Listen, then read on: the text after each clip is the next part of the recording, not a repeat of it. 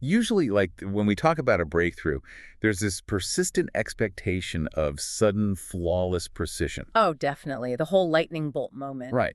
We picture the eureka myth. You're sitting under an apple tree, the apple falls, and suddenly your eyes go wide. You point to the sky and announce to the world, there it is, gravity. Exactly. It's incredibly comforting, right? Yeah. We really like our progress to be neat. We want it categorizable. We're super attached to the idea that genius is binary, like you're entirely in the dark, and then boom, in a single flash, you possess this perfectly clean, fully formed innovation. But then you actually look closely at the history of world-changing ideas, and you look at the raw, totally unfiltered psychology of the people making those leaps. And that neat little apple tree story just completely shatters. Totally. The true creative landscape isn't some manicured orchard. It is, honestly, an incredibly messy swamp. It is the absolute definition of muddy waters, and navigating it requires you to completely tear down and rebuild what it means to be a creator or an inventor. Or even just like a fully realized human being. Yeah, exactly. Well, welcome to today's deep dive. It is Tuesday, April 28, 2026, and we have curated a custom audio experience just for you, the learner. So glad to be here. Our mission today is to unpack the hidden architecture of a breakthrough. We are going to explore how shedding our psychological masks and actively embracing our ugliest errors is the ultimate recipe for both personal wholeness and world-changing innovation. And to do that, our roadmap for this exploration relies on synthesizing three really distinct but deeply interconnected sources. Right, we've got a great lineup today. We do. First, we're looking at a piece on design thinking by Tim Brown, the CEO of IDEO. Second, we have a doctoral thesis by Margaret Ann Gibb that explores Carl Jung's concept of individuation and creative practice. If you hit her there. For sure. And finally, we're taking a really thorough look at Stephen Johnson's book, Where Good Ideas Come From, The Natural History of Innovation. Okay, so to build something new, we first have to look at what's actively preventing us from building in the first place. And according to Gibb's thesis, the primary roadblock is literally staring right back at us in the mirror. Yeah, she dives heavily into Carl Jung's concept of the persona. And from what I gather, this sounds basically like a modern-day professional LinkedIn profile. That is actually a perfect analogy. Right, like it's safe, it gets you the paycheck, but it is completely sterile. There's zero messy, unfiltered human reality on your resume. Right. The psychological term for that exact phenomenon is the persona. Jung described it as the outer face we present to the world. The masks. Exactly. It's a calculated compromise between the individual and society. I mean, very early in life, you learn what behaviors get rewarded with praise. Yeah, and what keeps you out of trouble. Exactly. And so you construct this two-dimensional shield to fit perfectly into those cultural and professional expectations. Which makes sense, but Tim Brown points out how this totally ruins our ability to innovate as adults. Like, we are literally educated out of playful experimentation. Because the persona is terrified of judgment. Yes. He gives this brilliant example from a TED Talk. He asks a room full of adults to spend 30 seconds drawing a portrait of the person sitting next to them. Oh, I love this example. And the outcome of that exercise is remarkably consistent every single time. It really is. The moment the 30 seconds expire, the whole room just erupts in embarrassed laughter and apologies. Yeah, everyone immediately turns to their partner and says, "Oh my gosh, I'm sorry." They're terrified of being judged for their lack of artistic skill. And he takes it a step further, too, with this thing called the 30 circles test. Right, where you get a piece of paper with 30 blank circles on it. Yes, and you have 1 minute to turn as many of those circles as possible into objects, like a clock, a smiley face, a baseball. And adults just completely freeze. They do. Yeah. Even though they are explicitly told the goal is quantity, just to fill the page, they instinctively self-edit. They prioritize quality over quantity because they don't want to draw something, stupid. Right. The underlying mechanics of that freeze response are fascinating. As adults, we're so conditioned by years of operating through the persona, we literally reject our own ideas before they even reach our conscious awareness. That's crazy. An idea feels too simple or too weird, so the brain just quietly deletes it. But in the realm of design thinking, that discarded outlandish idea might hold the precise DNA of the solution you're looking for. Exactly. Okay, I understand the limitation, but let me push back a little here. Consider the biological reality. We are totally wired for self-preservation. Sure. Historically, getting kicked out of the tribe meant you starved. Today, looking foolish in a boardroom might mean losing your job.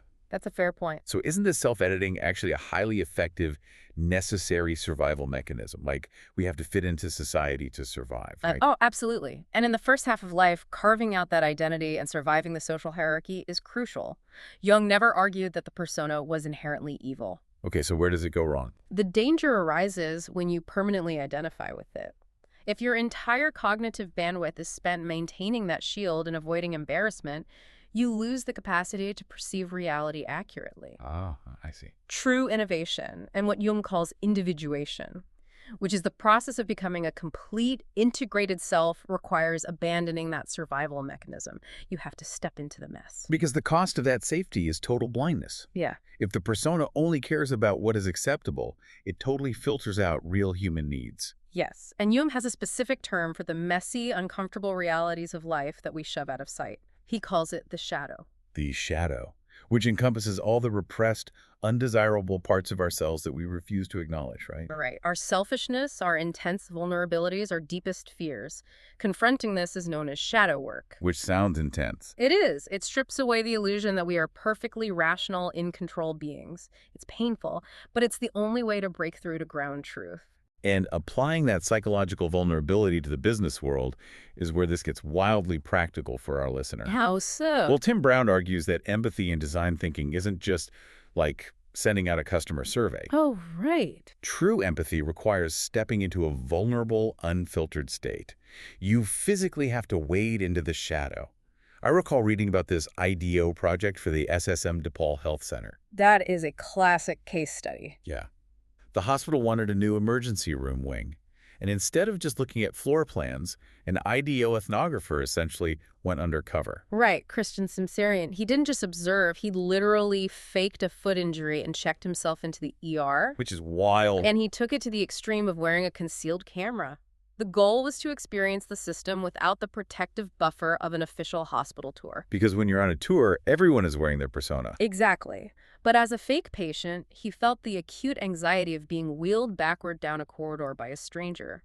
He's staring up at those bland acoustic ceiling tiles, feeling entirely out of control. Just a totally dehumanizing experience. He experienced the intense, helpless frustration of being told to just wait without any explanation of the medical process or the timeline. So he discovered a massive conflict in narratives.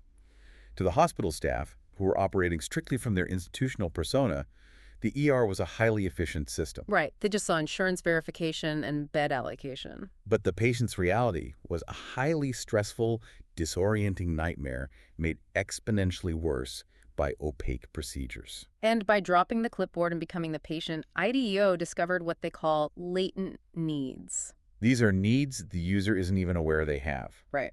And they definitely can't articulate them on a sterile feedback form. Yeah. It's basically like an undercover boss going onto the factory floor, but for the soul of the organization. That's a great way to put it. Okay, but I get the results. But stepping back, isn't faking an injury incredibly deceptive? It is. I mean, empathy is supposed to be about deep, authentic human connection. How does lying to an ER triage nurse breed genuine authenticity? I hear you, but the deception actually highlights a deeper systemic failure. In Gibbs' thesis, she references author Julie Burstein's concept of the tragic gap. The tragic gap, what's that? It's this highly uncomfortable psychological space between what the world currently is and what we desperately hope it to be. Okay. The hospital staff were entirely shielded from this gap by the comfort of their daily routines. The institutional persona had built a massive wall. So they literally couldn't see the problem. Right. Simsarian utilized a temporary deception to shatter that wall. He forced himself into the tragic gap to observe the raw, unfiltered reality of the patient experience. Okay, that makes a lot of sense. So we drop the persona, we endure the shadow work, and we locate this hidden latent need hiding in the tragic gap. Empathy gives us the raw data. Yes. But a vulnerable realization doesn't magically turn into a blueprint. Like, how does that raw data become an actual invention? And that's where Stephen Johnson comes in. He tackles this by looking at how ideas physically interact. He talks about how ideas need to smash into each other, kind of like atoms, right? Exactly. Johnson introduces this framework of liquid networks, and he relies heavily on a chemical analogy. Consider carbon. Okay, the fundamental building block of all life on Earth. Right. But why is it the building block?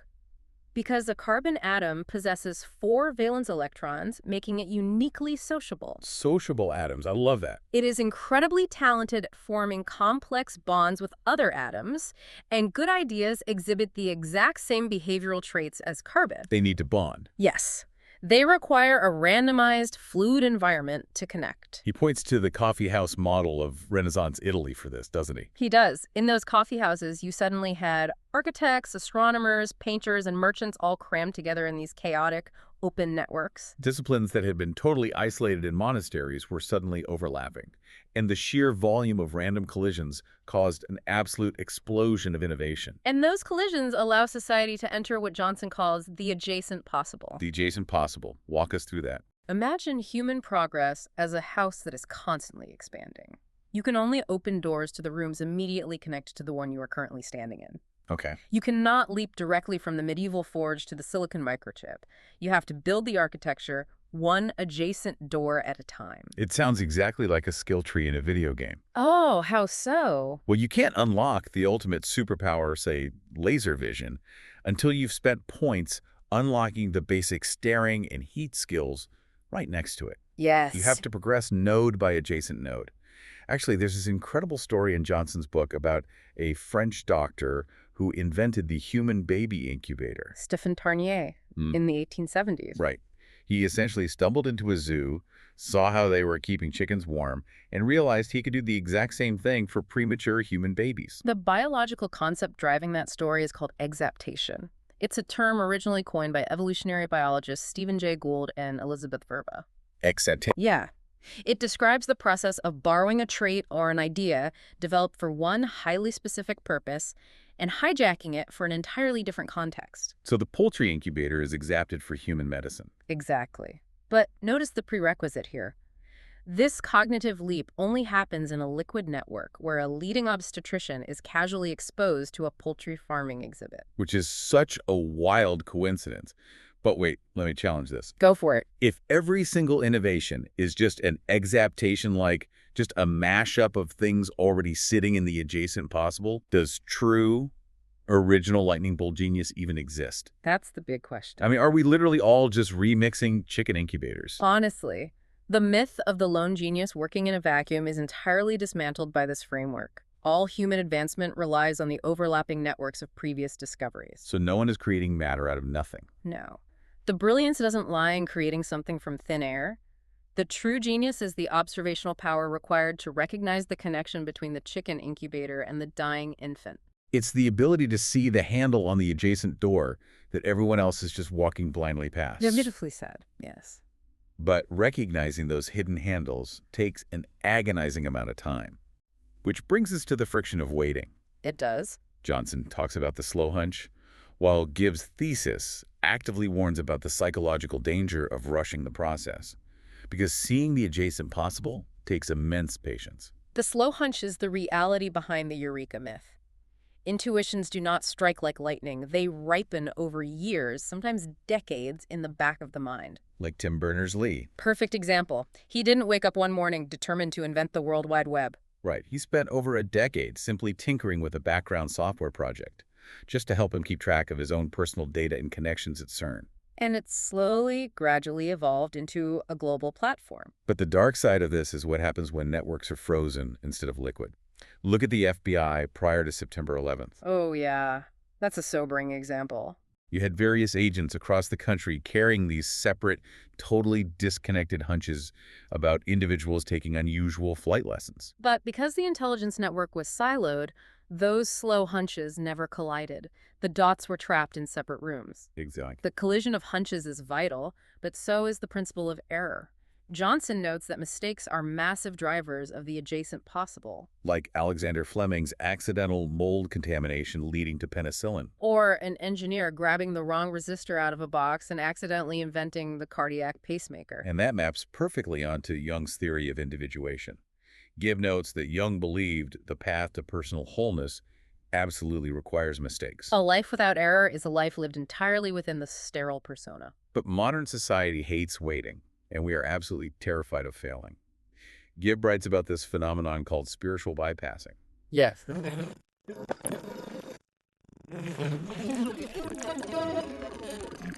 No, it doesn't, but it's particularly prevalent in the spiritual but not religious demographic. People desire the profound bliss of self-discovery and the lucrative breakthroughs of innovation, but they actively try to bypass the messy, agonizing realities of existence They want the adjacent door to open without doing the shadow work.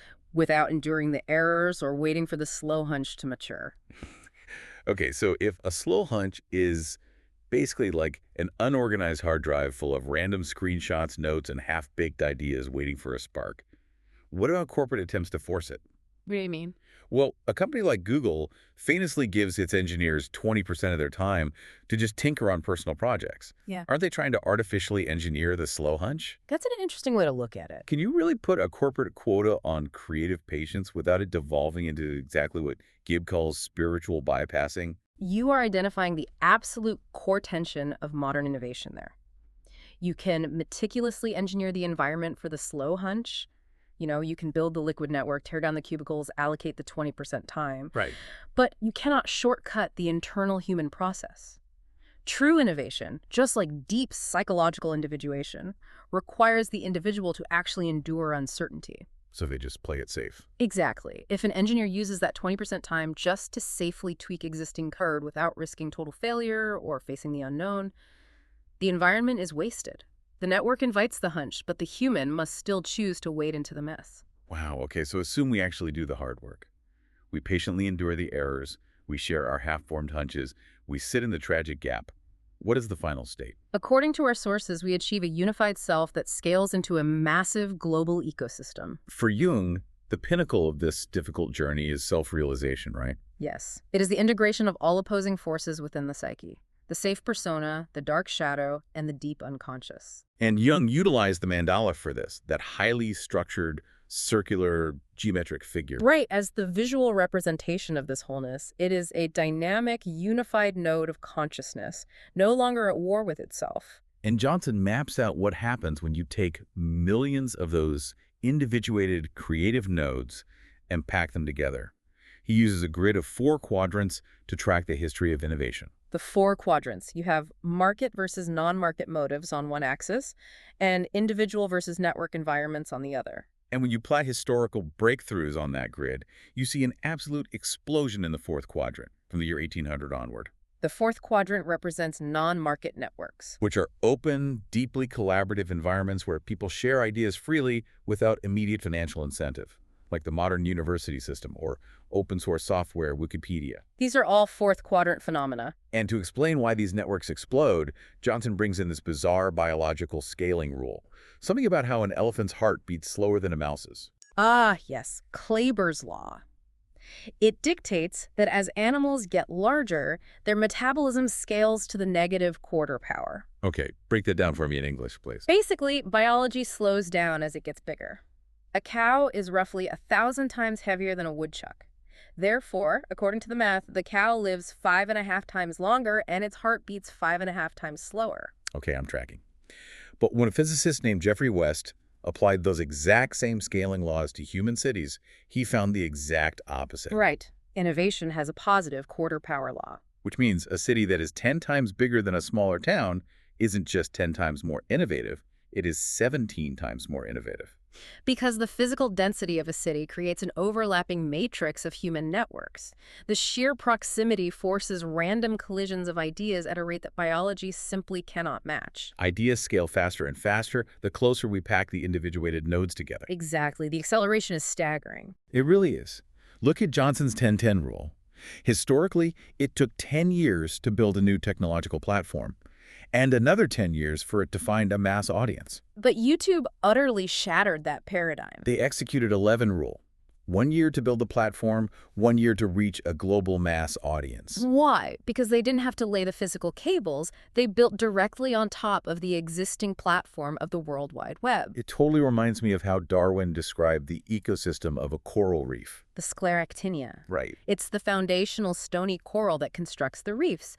Darwin was mesmerized by how these reefs could support such a vibrant, chaotic density of life in an otherwise nutrient-starved ocean. Because the coral builds a physical platform, a structural architecture. Exactly, and that allows countless other species to anchor, exact, and thrive on top of it. YouTube simply built a new floor on the digital coral reef. But wait, if the individual mind is a Jungian mandala, like a single node in this massive city, and we're placing that node into an environment that is 17 times more innovative, moving from a 20-year cycle down to a 2-year cycle, Yeah.